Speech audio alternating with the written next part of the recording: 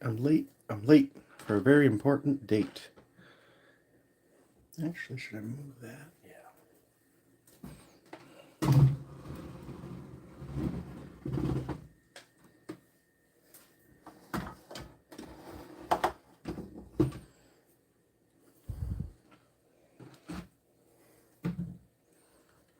Ba-dum.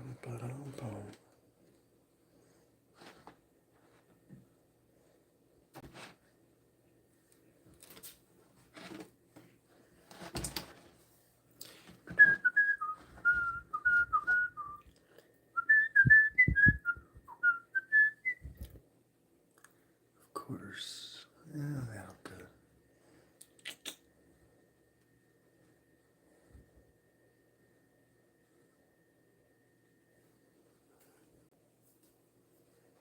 I'm going to walk away for one moment.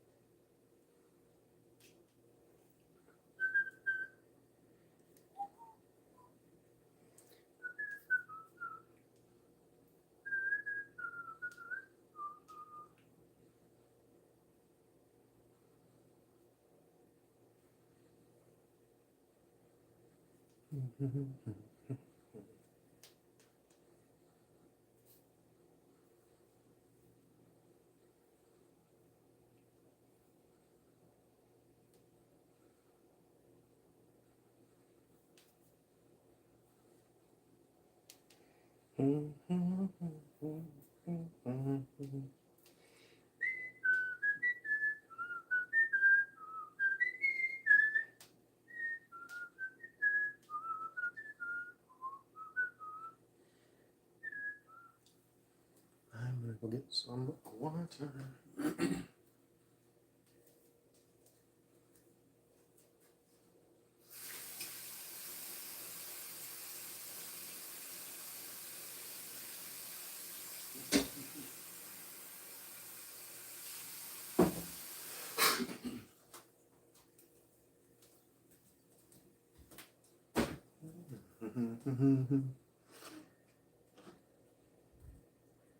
So I'm going to be putting together a bin for Armadillidium maculatum.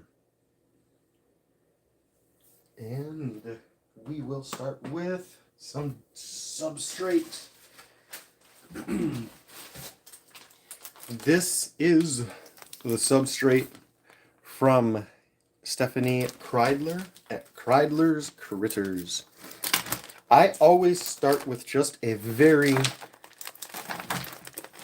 light base.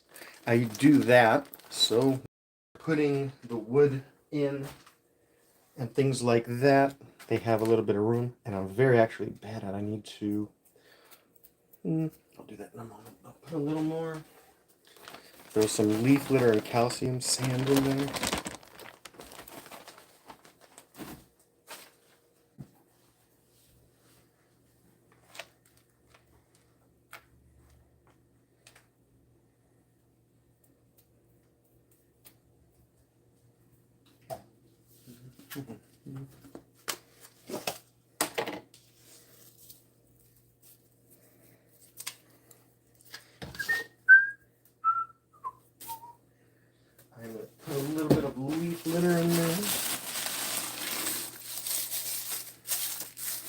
I'm only going to be making, well, a little bit more of a shallow bin in that.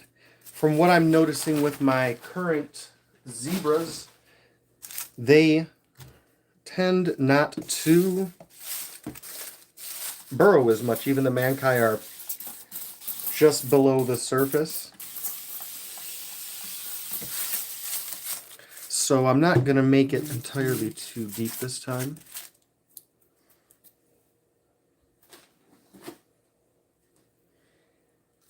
That.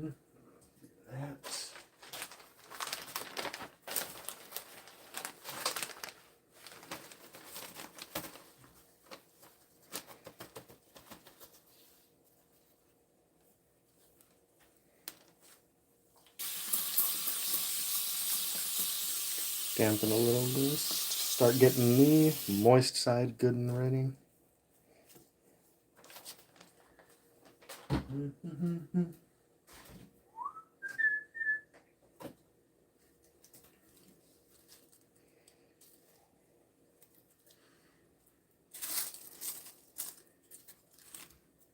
Yeah, I'll do that. I am going to put more substrate down though.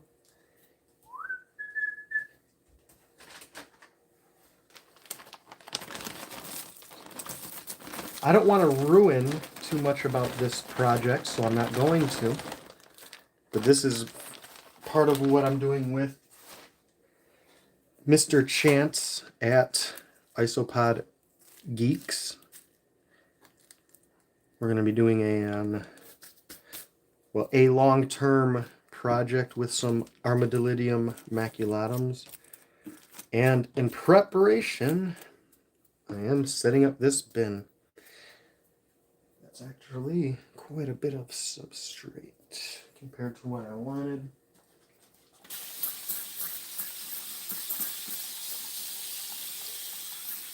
I'm going to get in the habit of starting to keep substrate in a larger bin so I can keep it moist like that beforehand, but I have not gotten there yet.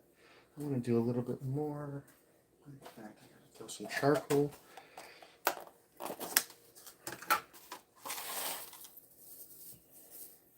And it already looks like there is some in this, which is neat. I usually go a little bit heavier in the moist side again because I know springtails use this stuff to propagate. I'll leave that off because I'm going to put some more leaves in there.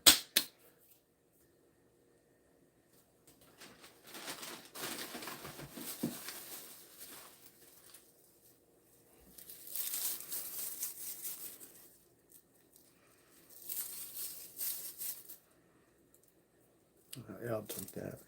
One thing I often like to do, spray these pieces of cork. The top won't be so much of a necessity, but for the bottom, I like to take stuff like that, get it, you can see a little bit where it's sticking to it actively. I'll take that out. I'm going to put actually a little more leaf litter in there.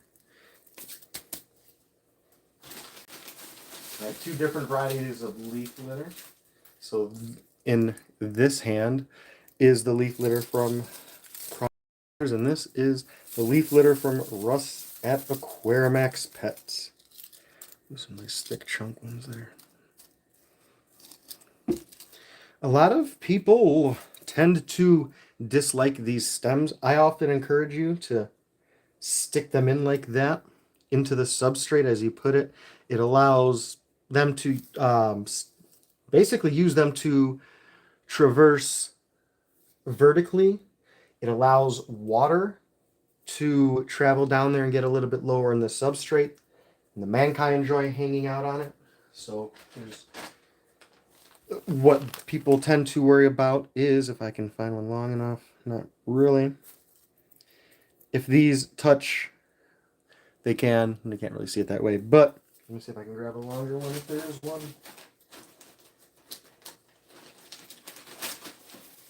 Does not seem to be as I can find one. Yep.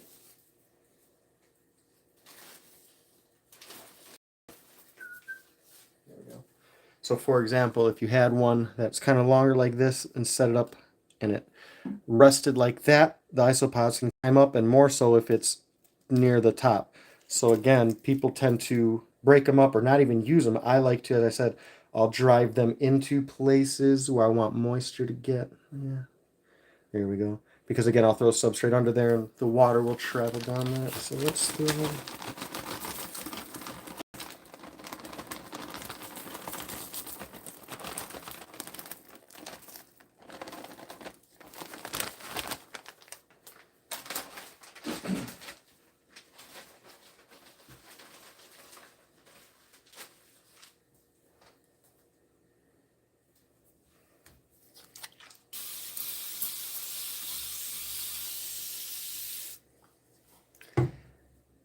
Well, I'm building the bin and thinking about my pods, and I'm talking to myself. Oh, oh, oh, oh.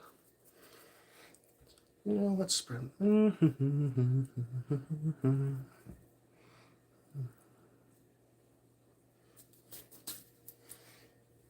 Now, with a lot of bins, I'm debating doing this a little bit different. What I would normally do is kind of bury this. I make my bins more orientated towards viewing, and long term, I like to leave them. But as this is a project that is actually going to involve breeding and checking, I do want to be a little more mindful of how I place that. So even though that wood is a little bit low, and I want to actually bring that up a little bit. Yeah, there we go. I don't want to, in fact, I'm going to put more leaf litter now because I'm not going to be doing too much more substrate, but some sand. This is calcium sand. Gives them an alternative source of calcium. So I'll throw this here and do some more leaves. I'm so happy to have gotten some good leaf litter finally. I always struggle just maintaining leaf litter. I'm not comfortable right now doing it myself, getting it myself. So let's throw that down there. Yeah, let's do it that way, actually.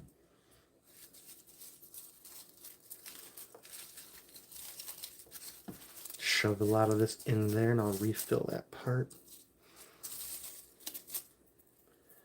Yeah.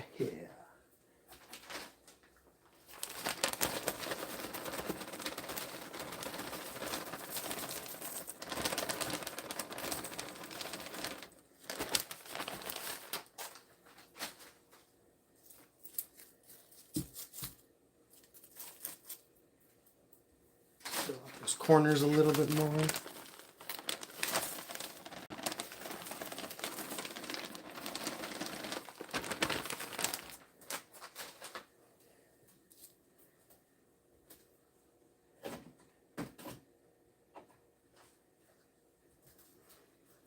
I'll do this piece of bark.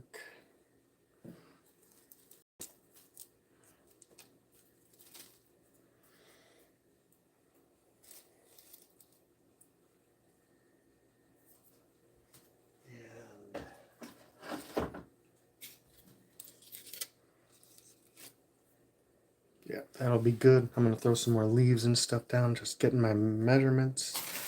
In fact, I did want to. A little bit more charcoal.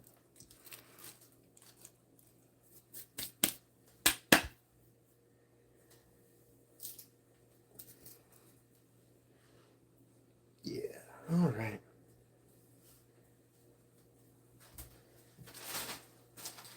I'm going to top this with a little bit of the substrate that I ordered from Russ at Aquarimax. So I'll move you.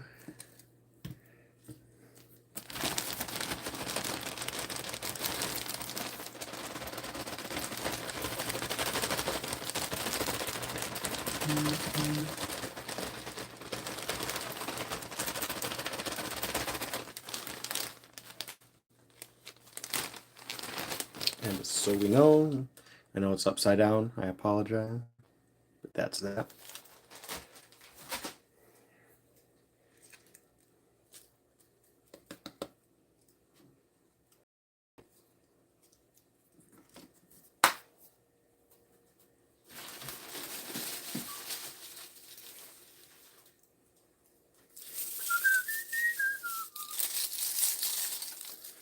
fact, I have a couple. I'm trying to save my magnolia leaves because I'm kind of using them. They're decent at being impromptu feed dishes.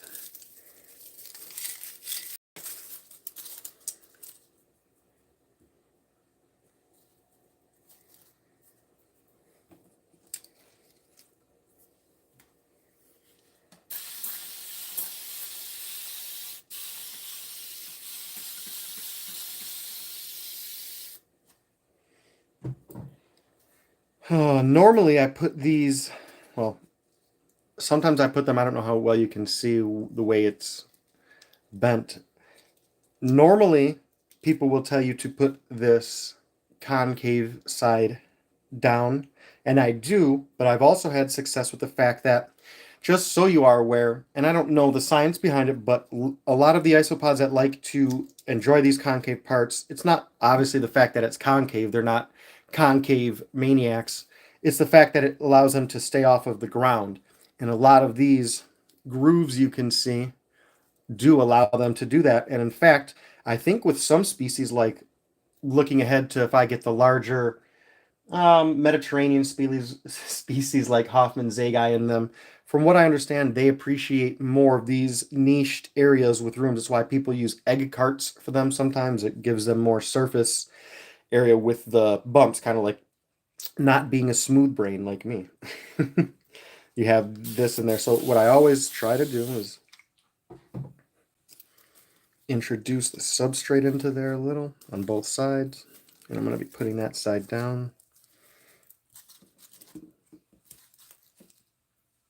All right, so I'm going to fill out that a little better and probably move this then.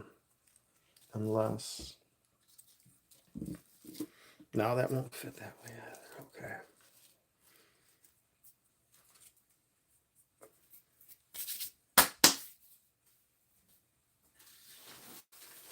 Ooh, I do want to do another one of those. So we'll do that one on the surface. So a little more calciums and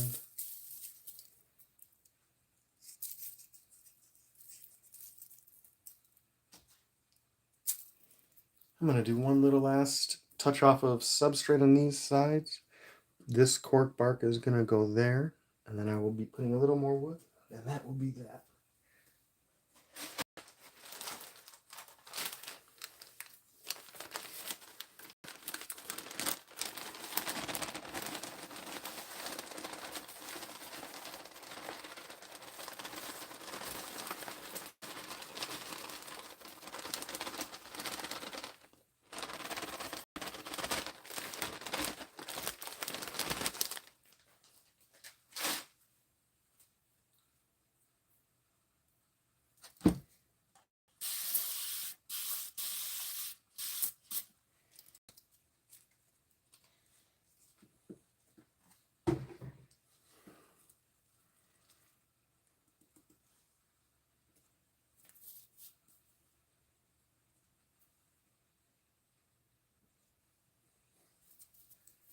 Small leaf litter. And I'm going to put that final piece of wood, I believe.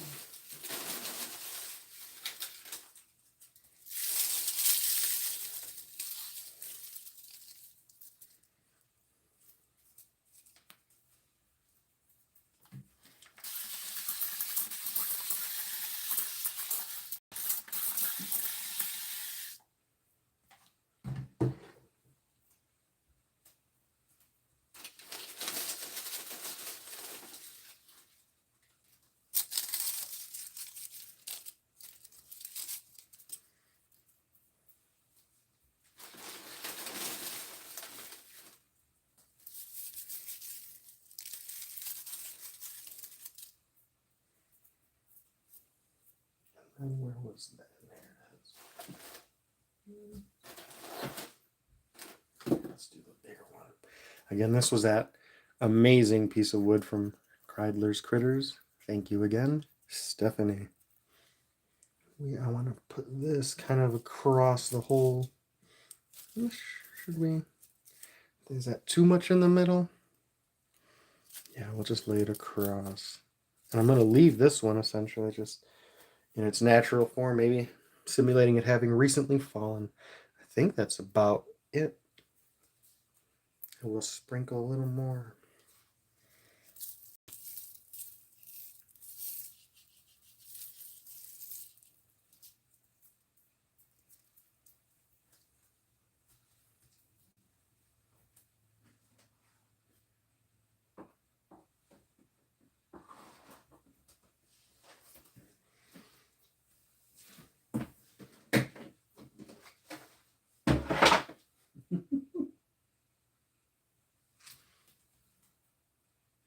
Load up on some springtails.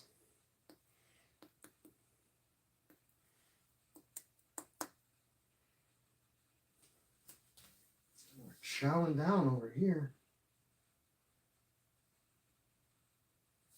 And that will be enough for now as I'm just seating this. And we are just about all set.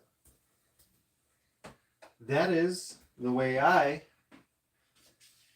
put together more display-orientated bins for Armadillidium maculatum. These guys like it. They like it drier in regards to being compared to most other isopods.